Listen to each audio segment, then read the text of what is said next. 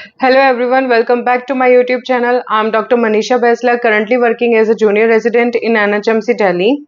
So today's topic is about some important definition of materia medica and how to study a drug. So this topic is very useful for first BHMS students.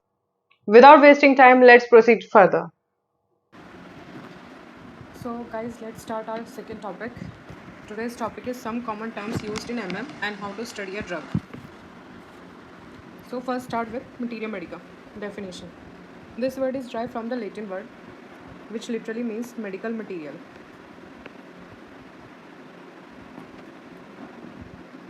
The term is derived from the book written by physician Pedinus Dioscorides. So very simple. First is कहाँ से derive हुआ है Latin word. Second is it means medical material. Any material dealing with medical matters is materia medica and it is derived from the book written by physician Pedinus Dioscorides. So the term coined by Pedinus Dioscorides. Then materia medica is the study and collection of action of drugs derived out of different experimentation like clinical trials, pharmacodynamic effects, accidental proving, toxicological proving, etc., which include pharmacognosy, pharmacy, pharmacology and therapeutics. Okay, I will explain everything in detail. So materia medica is the study and collection of action of drug. First point हम इसमें क्या note करेंगे, action of drug. It is a collection of action of drug which is derived out of different experiment. कौन कौन से experiment के through? Clinical trials के through हो सकता है, ठीक है. Pharmacodynamic effect, accidental proving हो सकती है, टॉक्सिकोलॉजिकल प्रूविंग, कोई टॉक्सिकोलॉजिकल प्रूविंग भी हो सकता है लाइक नक्सवामिका. ओल्ड टाइम पे अगर किसी ने लिया एंड आफ्टर दैट कन्वर्जेंस वगैरह हो गए तो we got to know about the action of nux vomica. These are called toxicological proving etcetera which include pharmacognosy.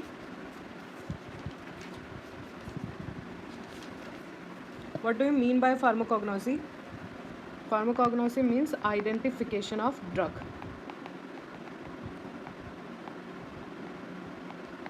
It is a study of identification of drug, ठीक है. Then pharmacy, dealing with drugs.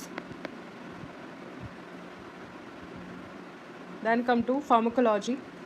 Pharmacology science that deal with different aspect of drug.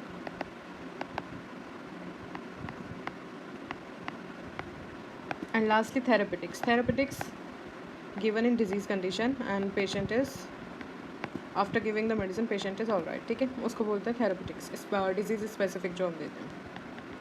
So materia medica is the study and collection of action of drug which is derived out of different experimentations like clinical trials, pharmacodynamic effect, accidental proving, toxicological proving, etc., which include pharmacognosy, that means identification of drug, pharmacy, drugs which deal with the drugs, and pharmacology means different aspect of drug, and therapeutics. Okay, so this is the simple definition of materia medica. Now how it differ with homeopathic materia medica, I will explain you.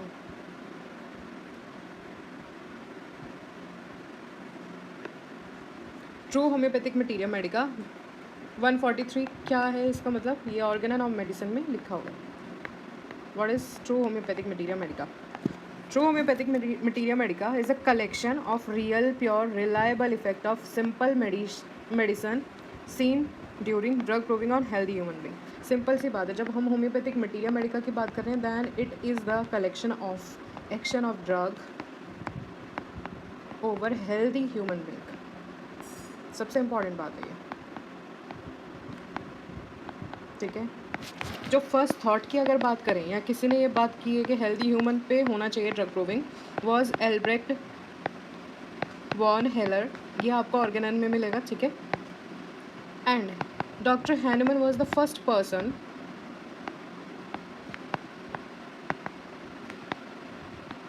who did that.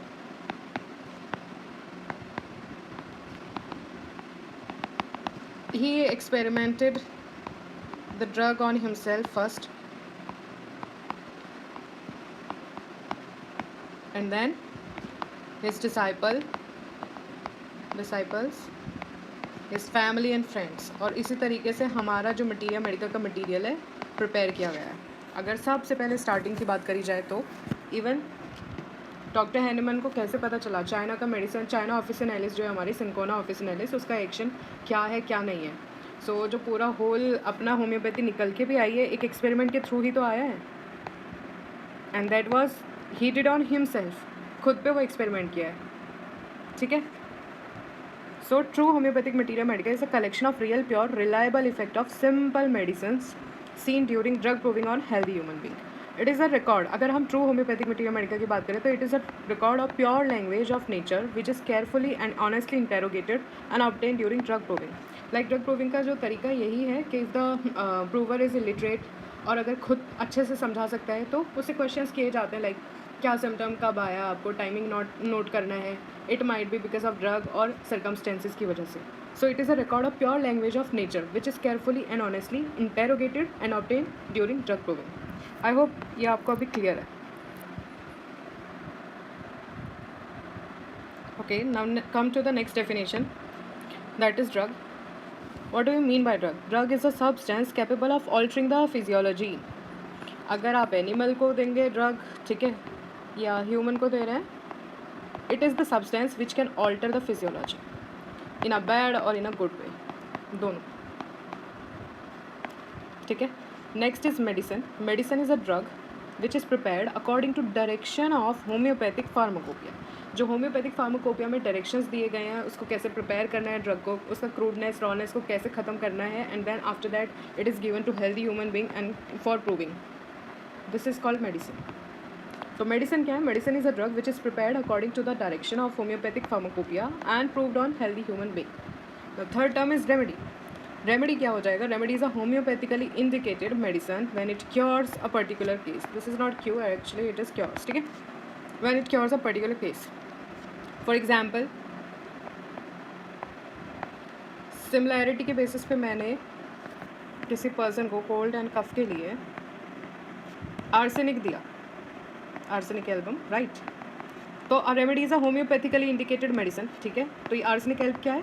Homoeopathically indicated है, and homeopathy is all about similia similibus curentur, similarity, and when it cure a particular case, और आर्सेनिक देने के बाद उसका cold and cough relieve है, then it is a remedy to that particular case. Got it? I think ये तो काफ़ी easy चीज़ें हैं, आप समझ सकते हो आराम से, and if you have any doubt please comment below. Okay, ये तो definitions I have included in this. Otherwise the main topic I wanted to take for today is how to study a drug. Many of our juniors, first BHMS student don't know how to study a drug. Materia medica पढ़नी कैसे, drug को पढ़ना कैसे, क्या चीज़ हमें समझ आना चाहिए, उसमें क्या इंपॉर्टेंट है। सो ये इसी के लिए I am taking this class. So first is how to study a drug. First point is source. Source means from which the drug is prepare, ठीक है, medicine is prepare.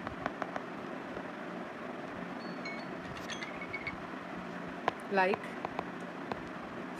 6 sources are predominantly used in our homeopathy. First is plant, animal, mineral, nosodes, sarcodes, and imponderabilia, ठीक है। Plant kingdom, जैसे जो भी plant हम use कर रहे हैं, लाइक कैलेंडुला हुआ, ठीक है, कैक्टस हुआ, तो कैक्टस ग्रैंडिफ्लोरस हमने बनाया, ठीक है। देन एनिमल्स है like Apis smell is from honey bee, poison of honey bee से प्रिपेयर किया गया है। मिनरल्स में any mineral you can not, sulphur, phosphorus, ठीक है। And next is nosodes. Nosodes का definition I will tell you.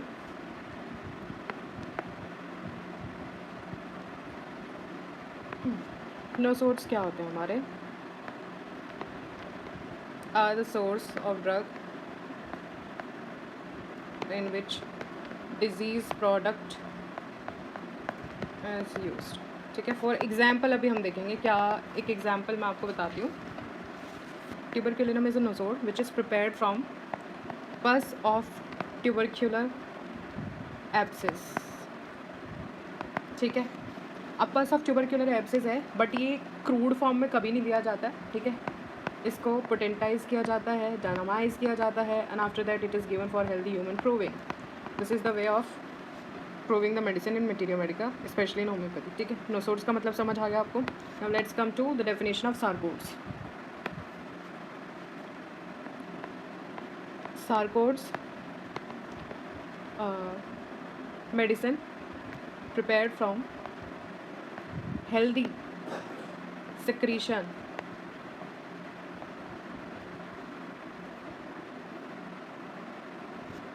it can be animal, vegetable or vegetable secretion.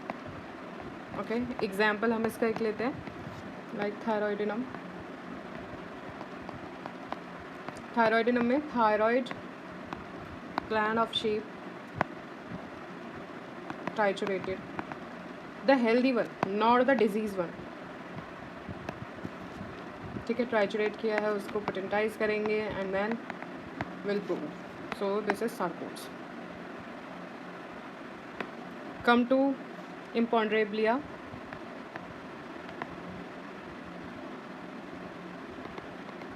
Simple meaning is non weighable. Medicine जो prepare होती है from the material which are non weighable. For example Luna जो होता है हमारा full moon में prepare किया जाएगा, एनर्जी ऑफ फुल मून, ठीक है. This is the way. Now next come to natural order.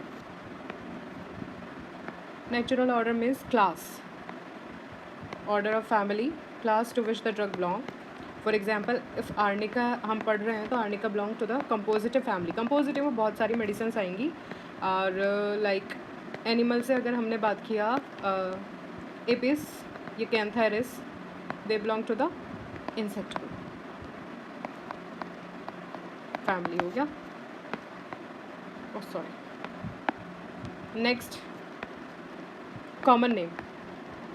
Scientific name के साथ साथ कॉमन नेम जानना ज़रूरी है, क्योंकि बहुत सारी ऐसी रेमेडी होंगी, अच्छा ये इससे प्रिपेयर होता है, we will be like this, और उसका साइंटिफिक नेम इज़ डिफरेंट.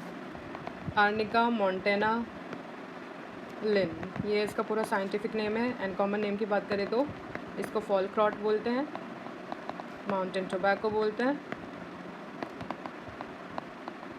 और फॉलिंग हर्ब भी है.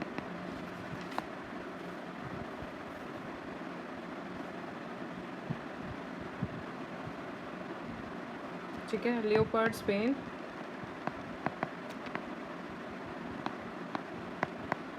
ये सारे इसके नाम है, कॉमन नेम. देन इसी के साथ एग्जांपल लेके I will tell you.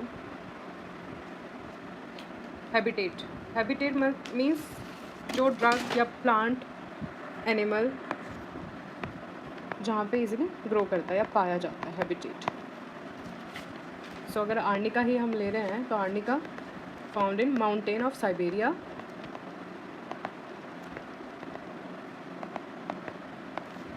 and Europe. So this is habitat.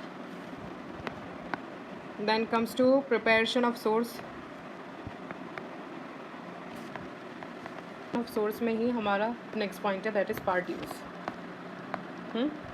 Part use का मतलब है, अगर हम वेजिटेबल किंगडम की बात करते हैं या प्लांट किंगडम की बात करते हैं तो लीव्स यूज़ किया है, उसका स्टेम यूज़ किया है, रूट यूज़ किया है, होल फ्लावर यूज़ हुआ है या होल प्लांट यूज़ हुआ है, resin, gum, what part you have use to make the medicine, ठीक है, उसको बोलते हैं हम part use. In this case Arnica को प्रिपेयर करने के लिए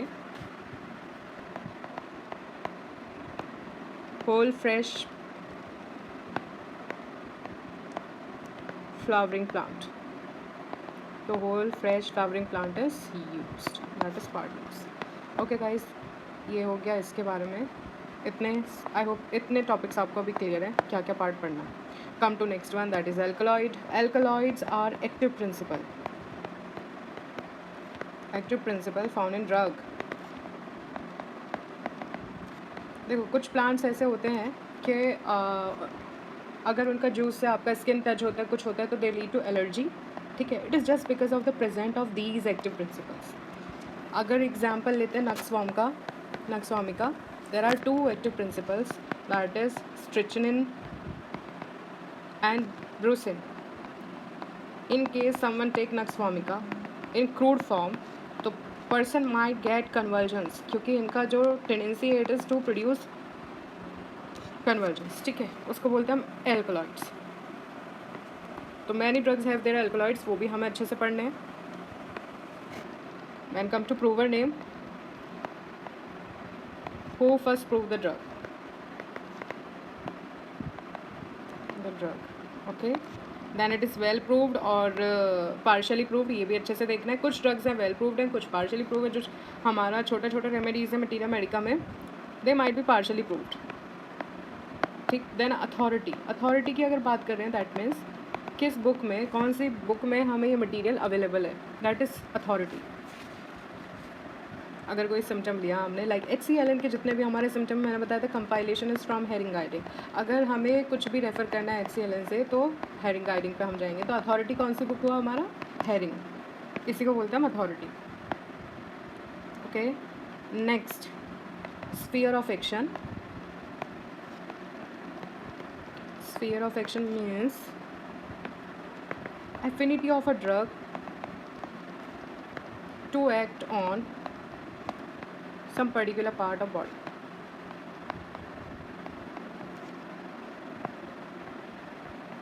ठीक है. फॉर एग्जांपल अगर आर्निका की बात कर रहे हैं हम, तो arnica is a injury remedy. Injury remedy है तो मीन्स ब्लड वेजल्स पे इसका इफेक्ट है, ब्लड वेजल्स, नर्व्स. ठीक है. That is a sphere of action. An example, I have already written an example, like affinity to parts like Rustox has affinity for muscles, tendon, ligaments and joints. Cantharis act on urinary organs. So Cantharis का main action is on urinary organs. इसीलिए सारे symptom, most symptom आपको urinary organ से related मिलेंगे. So this is known as sphere of action. ये हर drug का आपको अच्छे से पता होगा, तो you can easily differentiate and learn more about the drugs. Come to the next one, constitution. अब थोड़ा सा आपको ध्यान से समझने की ज़रूरत है. जो कॉन्स्टिट्यूशन है, डाइथेसिस है, thermal reaction, I am going to tell you in detail. Constitution is an aggregate of hereditary character. First thing, aggregate of hereditary character. So means generation to generation मिल रहा है हेरिडिटरी कैरेक्टर, मोर और less influenced by environment which determine the individual reaction. Hereditary characters plus environmental influence is equals to individual reaction,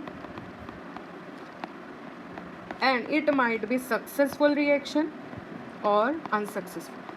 Simple definition में मैं आपको बता दूँ. तो it is an aggregate of hereditary character, more or less influenced by environment.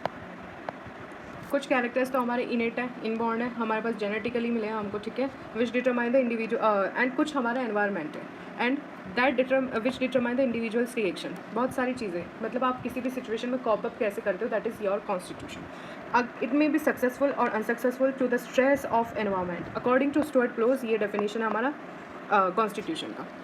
जो stress आपको मिल रहा है एनवायरनमेंट में, आप उसको सक्सेसफुली टेक ऑफ कर पा रहे हो या फिर वो आपको कंज्यूम कर रहे हैं, that is your reaction, and this is known as constitution. Now factors related to the constitution, firstly is physical makeup of the body. immunity वगैरह की अगर हम बात करते हैं, ठीक है, immunity हो गया, physical makeup है, और temperament is nature. It's nature, like some are bilious. Bilious means we are talking about angry, mostly people, मतलब छोटी छोटी बात पर गुस्सा करना. और भी characters हैं, like sanguine are full blood बोलते हैं हम इनको, but they are joyful, active, or react very fast.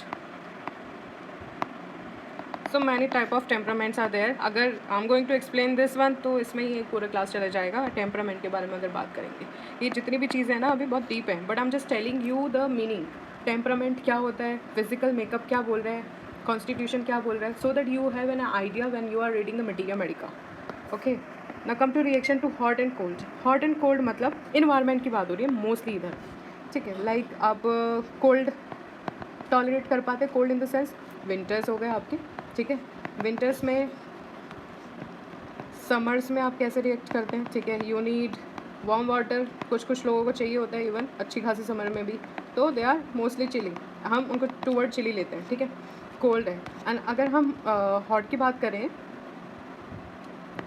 Like they wear very less cloth even in winters, ठीक है. Use fan in December and Jan. ऐसे भी पेशेंट आते हैं, ऐसा नहीं होता है, ठीक है.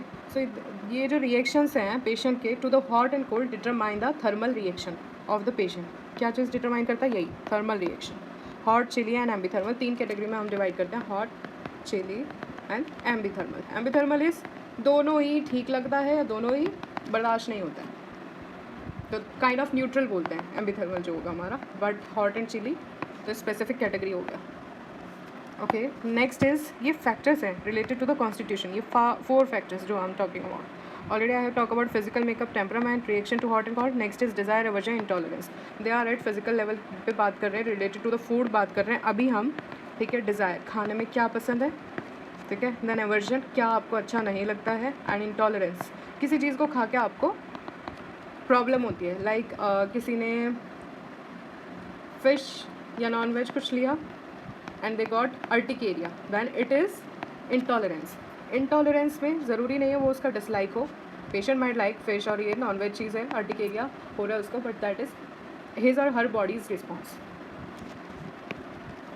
Okay, now next come to diathesis. Diathesis, it is a natural or hereditary predisposition. Again one thing, it is hereditary, as it is in your genes. Predisposition to cause certain kind of disease. एक person is liable to catch cold easily, तो वो उसका diathesis है. उसका pneumonia, respiratory, asthma, ये सब बहुत जल्दी होता है, तो उसका वो हेरिडिटरी प्रीडिस्पोजिशन है. बचपन से उसको ये है कि कोल्ड एंड कफ उसको फटाफट से होता है, and some time it get worse, तो निमोनिया, रेस्पिरेटरी और अस्थमा, रेस्पिरेटरी कंडीशंस, ये सारे उसको प्रोन है, ठीक है. Same goes with rheumatic, gouty, cystic और uric acid. Diathesis again is a separate topic, जिसके बारे में अगर बात करेंगे तो it's a very long topic, but I am just telling you the definition. Diathesis natural और hereditary predisposition to cause certain kind of disease. Okay guys, next is thermal reaction. I have already talked about this. Myasm की बात करते हैं. A general weakness or predisposition to chronic disease that is transmitted down the generation. Mostly miasm हमारा मतलब एक weakness है, एक predisposition है, और इस प्रीडिस्पोजिशन की वजह से हमें क्रॉनिक डिजीज़ लीड कर रहा है, ठीक है. And it is 3 types, mostly 3 types, psora, sycosis and syphilis. Mix type भी है, एंड देन एक और टाइप है ट्यूबरक्यूलर टाइप भी होता है, ठीक है. एंड दे आर मैनी, अभी सब अलग अलग ऑथर्स के according they are many type, but basic की अगर हम बात करें तो दीज आर द 3 कॉजेज. यही सब कुछ है. आपको सोरा, साइकोसिस, सिफिलिटिक के बारे में पता है, देन एवरीथिंग इज़ फाइन, फिर आपको सब समझ आ जाएगा, ठीक है. सोरा की बात कर लेते हैं. मैं एक ही वर्ड में आपको समझाऊंगी इसको बस, deficiency. साइकोसिस is overgrowth and syphilitic is destruction.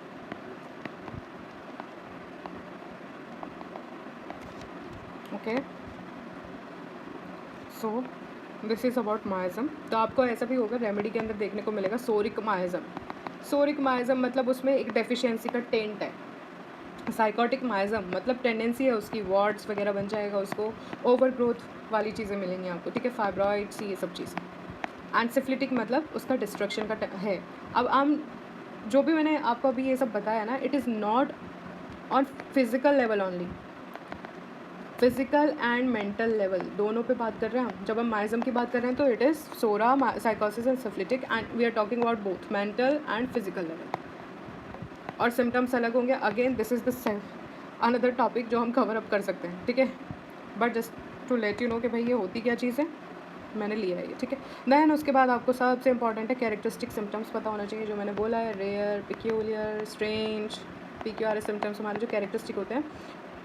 Like arsenic है, तो आर्सेनिक हेल्प में क्या क्या कैरेक्टरिस्टिक है symptoms. Like burning is one of the burning is a characteristic symptom. Burning pain, burning sensation, ठीक है, is a characteristic of symptom. Anxiety, mental restlessness, ये सब इसका क्या है, characteristic symptom. जो एक ड्रग को दूसरे से डिफ्रेंशिएट करते हैं, these are called characteristic symptoms. So फिर आप कैरेक्टरिस्टिक सिम्टम्स पढ़ेंगे उसके. फिर mental symptoms, negative and positive trait दोनों पढ़ेंगे आप. पर्सनैलिटी जो मैंने इतना सारा बुक्स आपको रेफर करा है वो इसीलिए किया है कि जब अगर आपको पर्सनैलिटी ट्रेट देखना है तो पर्सनैलिटी में भी दो पर्सपेक्टिव आपको दिखाए जाएंगे, दो एस्पेक्ट आपको बताए जाएंगे. एक पॉजिटिव होगा कि जब वो हेल्दी स्टेट में है तो कैसे बिहेव कर रहा है पेशेंट, एंड जब वो नेगेटिव स्टेट में है, दैट इज़ अनहेल्दी, तो फिर कैसा होगा, लाइक डिजीज़ कंडीशन में कैसा बिहेव करेगा. देन आप देखोगे particulars from head to toe, फिर सारी चीज़ें जो भी उस ड्रग में कवर अप है, लाइक कहाँ जहाँ जहाँ उसका एफिनिटी है, हेड टू टो आपको फिर पर्टिकुलर्स देखना है. Last is not last, general modality, second last. General modalities हमारे जो होम्योपैथिक वर्ल्ड में कैसे है, एग्रेवेशन एंड एमिलेशन. एग्रेवेशन का साइन ये है एंड एमिलेशन का साइन ये है. Try to understand this. Aggravation is this and emulation is this. Now what do you mean by aggravation? Aggravation का मतलब है which worse the condition. ऐसी चीज़, ऐसे सिम्टम्स या ऐसा सराउंडिंग जो आपकी कंडीशन को वर्स कर दे. फॉर एग्जांपल किसी को कोल्ड हुआ, ठीक है, अब वो बोल रहा है कि अगर मैं ठंडा पानी भी कोल्ड होने के बाद if I am taking, summers में कोल्ड है तो person will crave for cold water, लेकिन अगर वो कोल्ड वाटर ले रहा है तो उसको कंप्लेंट बढ़ जा रही है. तो this is aggravation, that is worsening the condition. And if amelioration की बात करें, which help to improve the condition, and he is saying कि after taking the hot water या वार्म वाटर से उसको बेटर है. ठीक है, लाइक टी, वार्म लिक्विड से, टी है, कॉफ़ी है, उसको अच्छा लग रहा है पी के. तो इन सब चीज़ में हमने क्या देखा, वार्म थिंग्स से उसको रिलीफ है. तो दिस इज़ योर एमिलेशन. तो दीज आर द मोडेलिटीज़ जो हर ड्रग का अपना है, अलग है, कैरेक्टरिस्टिक होते हैं अभी. ठीक है, and help to differentiate the remedy. Now relationship of drug, last topic, relationship of drug. Relationship means drug, like अब एग्जाम्पल लेते हैं, Apis, Natrum mur. These are two remedies. एक मिनरल किंगडम है और एक एनिमल किंगडम है. तो both are complementary to each other. Complementary क्या होता है हमारा, which complete the action of previous one. Like आपने एपिस दे दिया उसका एक्यूट कंडीशन के लिए, and then you are giving Natrum mur for chronic condition. But देखो, टोटलिटी के बेसिस पे ही हमेशा हमारा सिलेक्शन होना चाहिए. वन थिंग इज श्योर कि अगर एपिस के बाद आप नेट्रोम देंगे तो case will improve, because it complementaries which complete the action of previous one. Okay, type समझ रहे हैं हम. कॉम्प्लीमेंट्री हो गया. Then comes to inimical. Inimical कौन सा होता है, which do not follow each other, like rhus tox and Apis in skin condition. So Apis के बाद रस्टॉक्स देना या रस्टॉक्स के बाद एपिस देना ठीक नहीं है. ठीक है, because they are having inimical relationship. Okay, comes to antidote.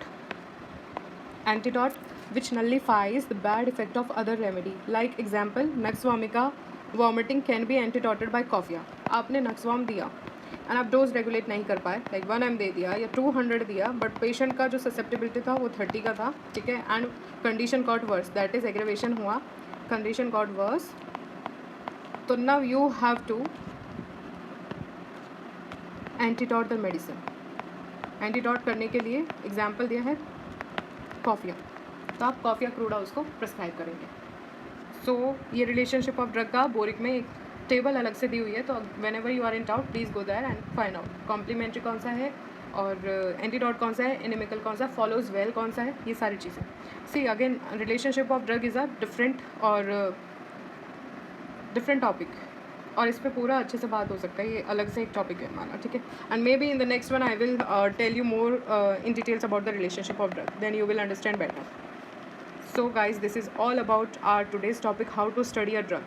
I hope now it's easy for you. क्या पढ़ना है, क्या नहीं पढ़ना है, कहाँ छोड़ना है, ये सब अब आपको क्वेश्चंस होना नहीं चाहिए. And even if you have, then please comment below in the comment box. Okay.